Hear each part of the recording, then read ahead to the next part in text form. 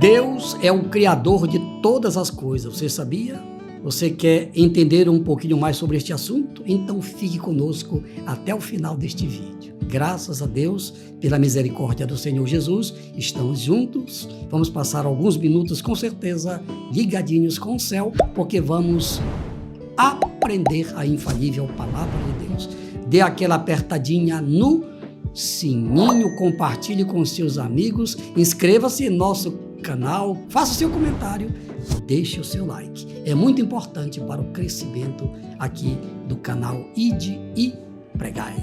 Vamos agora para a infalível Palavra de Deus. Fique conosco, Deus com certeza vai falar com todos nós. Vamos agora abrir a Bíblia no capítulo 7 do livro de Atos dos Apóstolos, a partir do versículo 44.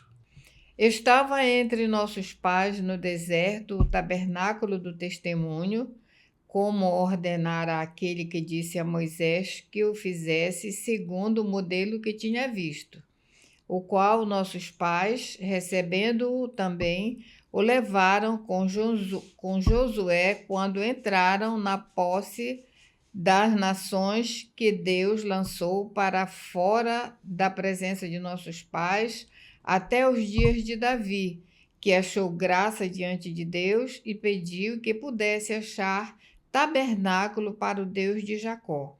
E Salomão lhe edificou casa, mas o Altíssimo não habita em templos feitos por mãos de homens, como dizia o profeta. O céu é o meu trono e a terra o estrado dos meus pés. Que casa me edificareis, diz o Senhor, ou qual é o lugar do meu repouso? Porventura não fez a minha mão todas estas coisas? Aleluia! Glória a Deus! Porventura não fez a minha mão todas estas coisas? Isto significa que Deus é o Criador de todas as coisas. É por isso que nós estamos juntos mais uma vez, para que você entenda que há um só Deus, que é o Criador do universo.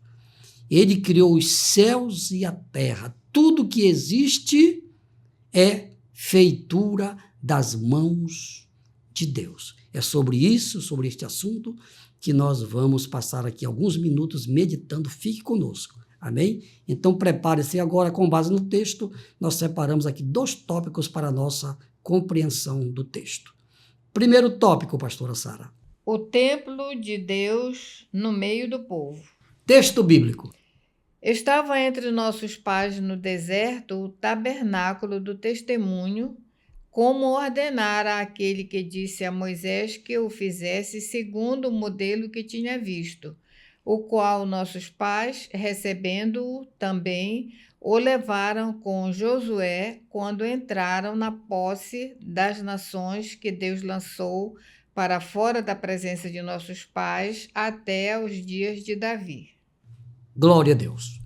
Meus irmãos, nós continuamos passeando no deserto agora, aqui, seguindo aqui a pregação de Estevão, quando ele estava se defendendo das acusações lá no Sinédrio. Então, o texto que a pastora Sara leu aqui, nos dando apoio para o primeiro tópico, que o templo de Deus estava no deserto. Como assim, pastor? Lendo o livro de Êxodo, Deus ordenou que Moisés construísse um tabernáculo. Aqui no texto ele falou de templo, mas na verdade foi um tabernáculo que foi construído lá em pleno deserto. Deus levantou um homem chamado Bezaleel e deu sabedoria para ele confeccionar, sob a orientação de Moisés, que também recebia as orientações de Deus. Então, depois que Moisés construiu aquele tabernáculo, Deus, através da arca que foi construída, ele se fazia presente naquele tabernáculo, se manifestava para falar com o povo. e aquele tabernáculo simbolizava a presença de Deus. Todas as vezes que a nuvem se movimentava para que o povo caminhasse, aquele tabernáculo era desmontado. Quando a nuvem parava, o tabernáculo era montado novamente. E isto aconteceu durante 40 anos. E aquele tabernáculo não ficou no deserto. Isso aí tem uma verdade teológica muito interessante. Quando Josué introduziu o povo em Canaã, o tabernáculo que caminhou no deserto com o povo de Deus também atravessou o Jordão e foi montado lá em Siló. Lá em 1 Samuel conta essa história, onde foi montado o tabernáculo de Deus lá na terra de Canaã. Então Deus esteve presente tanto no deserto, agora também já em Canaã. E isto hoje, o tabernáculo de Deus na terra, somos nós. Está lá na primeira carta aos Coríntios, no capítulo 3:16, que o nosso corpo foi criado à imagem e à semelhança de Deus para ser aqui na terra a morada de quem? A morada de Deus, a morada do Espírito Santo. Por isso que hoje nós, quando queremos nos reunir, há um lugar que a gente chama igreja, um templo, um lugar de adoração a Deus. Mas, na verdade, nós, individualmente, fomos criados para ser, aqui na terra, imagem, digo melhor, fomos criados para aqui na terra, nós sermos o templo, a morada de Deus. Você entendeu? Agora, continue conosco, que a gente vai agora continuar falando sobre este assunto neste segundo tópico. Templo feito por mãos humanas. Texto bíblico. E Salomão lhe edificou casa, mas o Altíssimo não habita em templo feito por mãos de homens, como diz o profeta. O céu é o meu trono, e a terra o estrado dos meus pés. Que casa me edificareis, diz o Senhor, ou qual é o lugar do meu repouso? Porventura não fez a minha mão todas estas coisas? Aleluia! Glória a Deus! Então, meus irmãos, meus amigos, o texto, em apreço, nos informa que Salomão foi ele quem construiu aquele belíssimo templo lá em Jerusalém.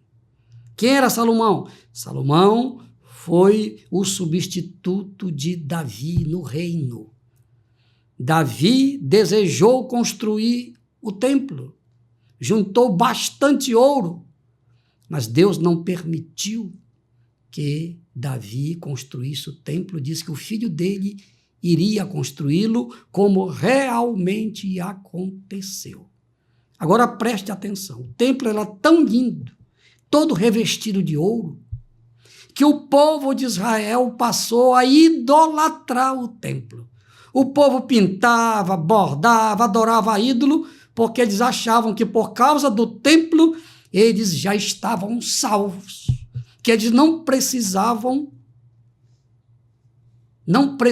se converter a Deus, bastava que eles entrassem ali no templo, fizessem lá uma oração e pronto, estava tudo resolvido. Infelizmente, esta história volta a acontecer.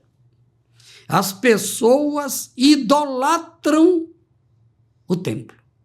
Eu estive pastor no Baixo Amazonas, na cidade de Monte Alegre. Lá Deus permitiu que nós construíssemos um templo, modéstia à parte, muito bonito. Mas eu dizia assim para eles, irmãos, este templo aqui é apenas uma casa de Deus.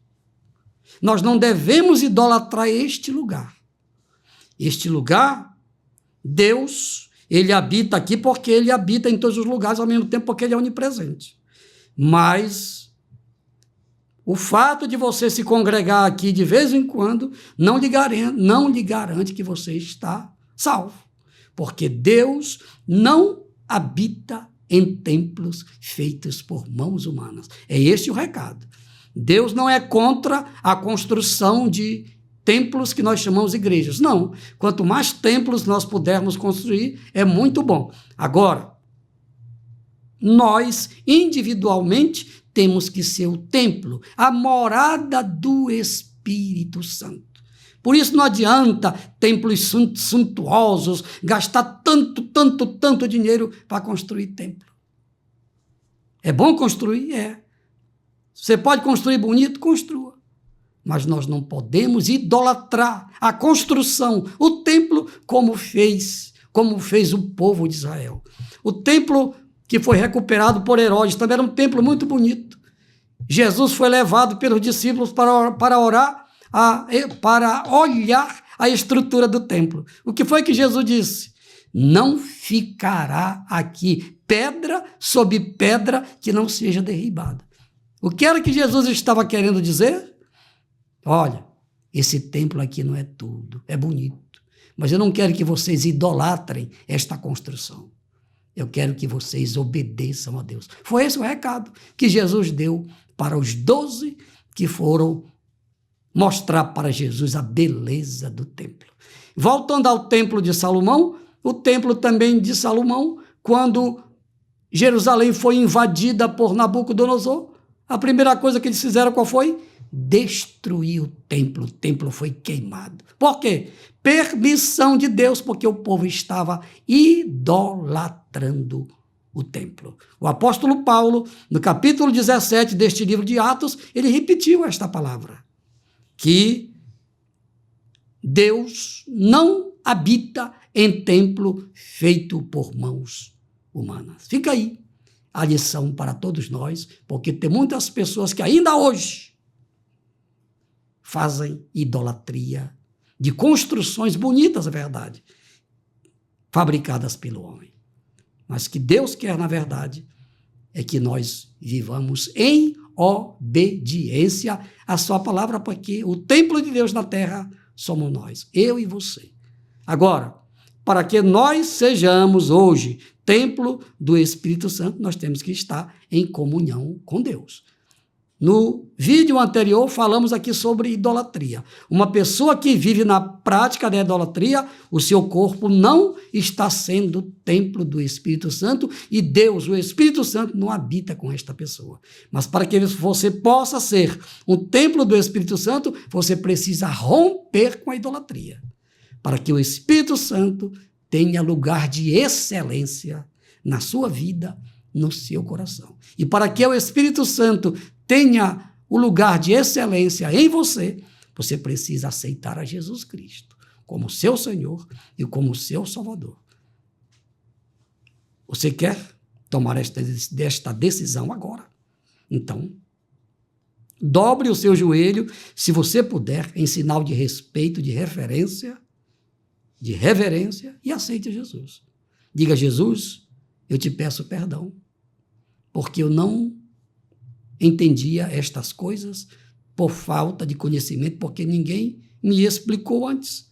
Mas agora, Pai, de acordo com esta mensagem, com esta explicação, eu reconheço que eu preciso mudar de vida, eu reconheço que eu preciso tomar a minha decisão para que eu seja aquilo que a Bíblia diz que eu tenho que ser. Templo, morada do Espírito Santo aqui na terra. Vamos orar então. Pai, em nome de Jesus, te apresento todas as pessoas que ouviram a tua palavra. Por aquelas que estão aceitando a Jesus de verdade. Por aquelas pessoas que estão arrependidas e querem mudar de vida, perdoa os seus pecados, registra os seus nomes no livro da vida, que todas permaneçam firmes, obedecendo ao Senhor até o dia do arrebatamento da igreja, assim seja. Amém, amém e amém. E agora, mais uma vez, vamos orar pelo Brasil. Deus quer perdoar o Brasil, mas Ele só vai perdoar aquele que se arrepender dos seus pecados. Diga para Deus agora, onde você estiver, como cidadão brasileiro. Quando eu digo orar pelo Brasil, é orar pelo povo brasileiro, para Deus ter misericórdia desta nação.